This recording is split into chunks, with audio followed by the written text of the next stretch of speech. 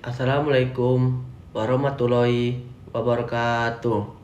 Perkenalkan, nama saya Antonio Wijaya, NIM 4012411193. Kelas E FH, Matkul Hukum Diplomatik dan Konsuler. Baik, saya akan menjelaskan tentang apa yang dimaksud dengan persona non grace dalam Vienna Convention of Diplomatic Relations.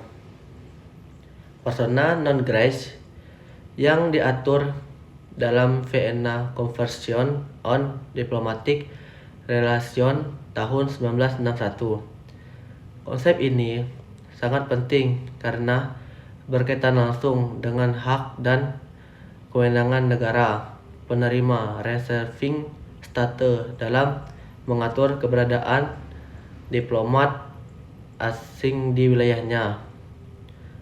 Persona non grace berarti orang yang tidak diinginkan oleh negara penerima.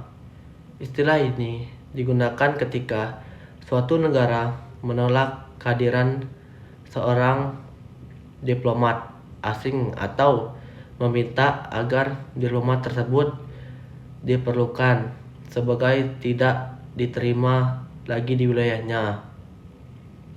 Dasar hukumnya terdapat pada pasal 9 Vienna Convention on Diplomatic Relations tahun 1961.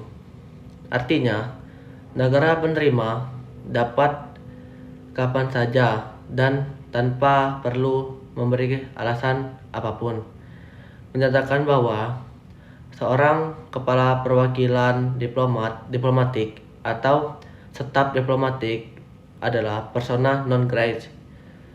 Tujuan utama penetapan persona non grace adalah untuk melindungi kedaulatan dan keamanan negara penerima. Diplomat memang memiliki imunitas diplomatik, yaitu perlindungan dari hukum pidana dan perdata di negara tempat ia bertugas. Namun, bila seseorang diplomat melanggar hukum, etika diplomasi atau ikut campur urusan dalam negeri negara penerima, maka negara tersebut memiliki hak untuk menolak kehadirannya melalui mekanisme persona non grace. Dengan demikian, persona non grace bukanlah bentuk hukuman pidana, tetapi langkah politik dan diplomatik untuk menunjukkan bahwa diplomat tersebut tidak lagi diterima secara resmi. Prosedur dan dampaknya. Jika seorang diplomat dinyatakan persona grace, maka negara penerima akan mengirimkan pemberitahuan resmi kepada negara pengirim. Setelah itu, negara pengirim harus memanggil kembali diplomat tersebut atau mengakhiri statusnya sebagai anggota misi diplomatik.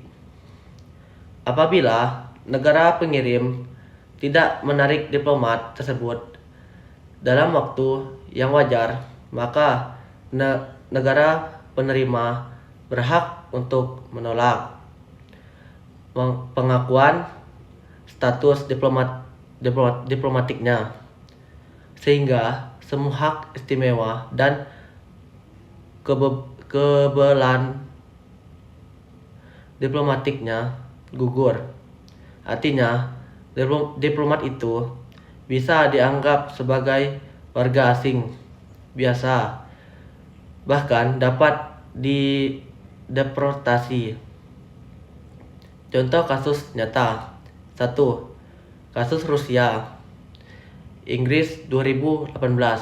Setelah insiden perancunan mantan agen intelijen Rusia Sergei Skripal, Inggris menyatakan 23 diplomat Rusia sebagai persona non grata karena dianggap melakukan kegiatan spionase. 2. Kasus Amerika Serikat. Venezuela 2019.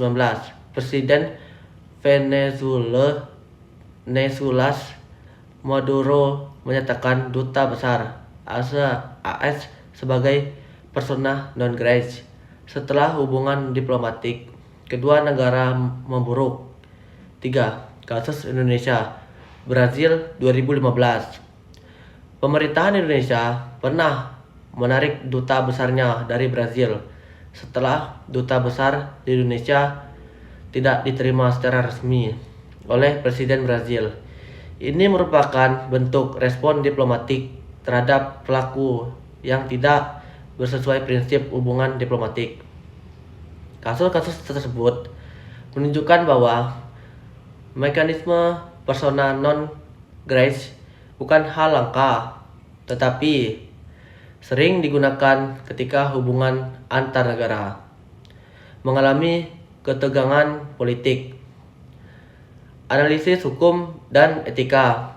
Persona non grata menegaskan prinsip penting bahwa kedaulatan negara penerima tetap dihormati, meskipun diplomat memiliki kekebalan hukum.